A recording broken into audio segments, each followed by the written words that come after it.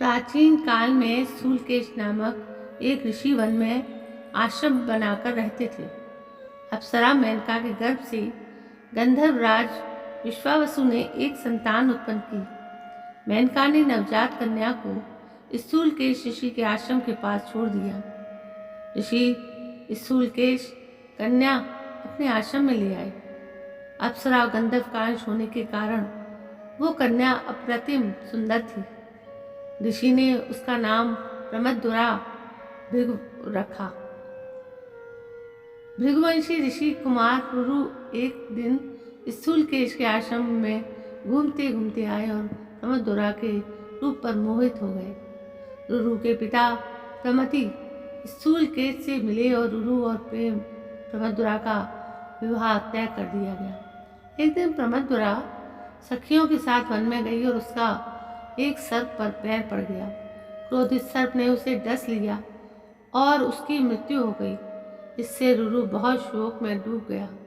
रुरु विलाप कर रहा था कि तभी वहां एक देवदूत पहुंचा और उसने कहा कि प्रमदुरा को जितनी आयु मिली थी वो उस आयु को जी चुकी है।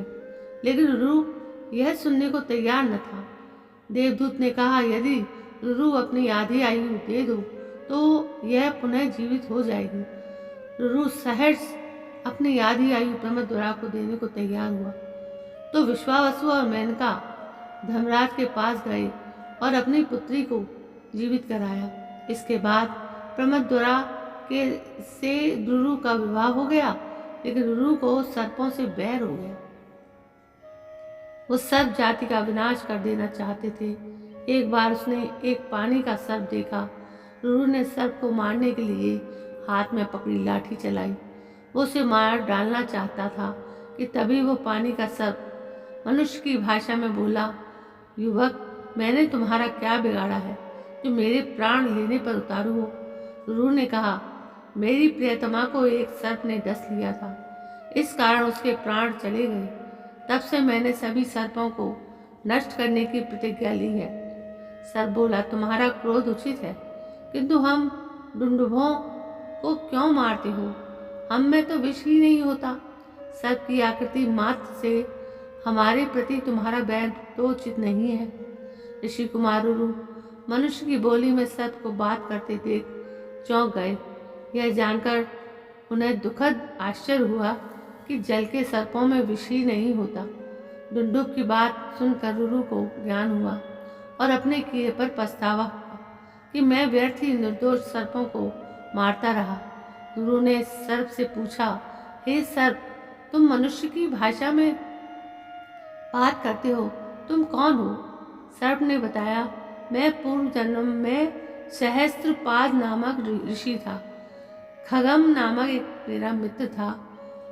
एक दिन मेरा मित्र अग्निहोत्र कर रहा था, तब मैंने हाथ से करते हुए तिनकों का एक सर्प बनाया और मित्र को डराने लगा। वो उस सर्प के भय से मूर्छित हो गया।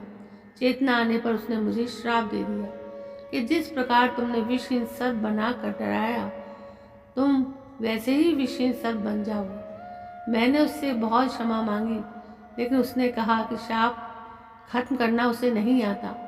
परंतु उसने मुझे उपाय बताया कि प्रमति के पुत्र रुरु होंगे, जिनका सर्पों से बैर होगा।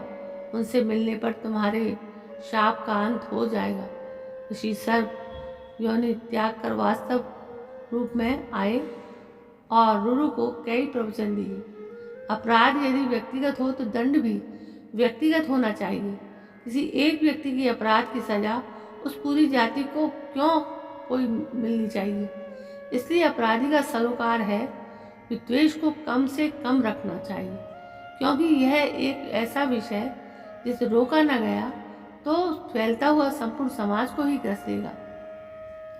दोस्तों, ये एक महाभारत की आदि पर्व की नीति की कथा है जो मैंने आपको सुनाई। कैसी लगी आपको? यदि पसंद आई हो तो प्लीज़ मेरे चैनल को सब्सक्राइब करें। कल मैं फिर हाजिर होती हूँ एक नई कहानी को लेकर। तब तक के लिए जय हिंद, वंदे मातरम।